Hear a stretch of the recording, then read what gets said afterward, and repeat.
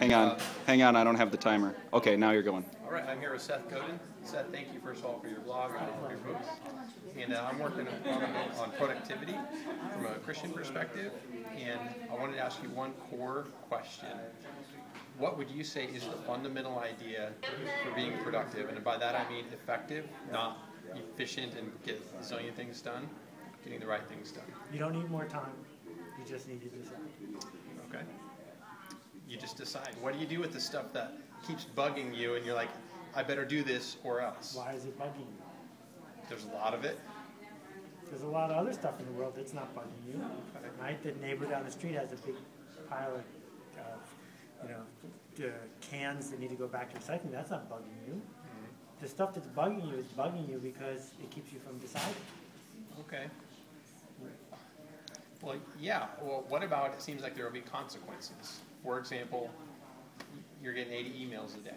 Sure, there's consequences, of course. That's why it's hard to decide. Okay. Right? If you're on a boat and it's on fire and it's sinking and your shoes are untied, you don't stop and tie your shoes. You just get off the boat. Okay. Right? Yeah. It's an easy decision. Okay. But if it's not that, if it's, well, someone's bugging you, someone's doing this, and you might have to do this, and you might have to do this, and you're doing all these things, you'll do those before you make the hard decision of deciding. Yes. Once you decide, all this stuff goes out the window. You don't have to worry about it. You can just do the thing you decided was important. So you're saying decide what's most important and actually do it. I think productivity whining is largely an artifact of people who are looking for a way to not decide. It's an excuse. Can it be coming up from the lizard brain? That's where it comes from, sure. Okay. One other question for you. I actually wanted to email this to you, and I'm glad I could ask you in person. If you're willing to share, I know it's a kind of a cliche question. What's a typical day like? And most people say, well, I don't have a typical day. And that's probably the case with you. But what is the general structure or your pattern of life? And because you obviously get a lot of high quality things done. How do you write? Here's the thing. I think it is a really dangerous question, and it shouldn't be asked. Okay. Because the person who's asking it, not you, but the person you're asking on behalf of, is asking because they're saying, well, if I could just do the pattern, then I wouldn't have to make the hard decision.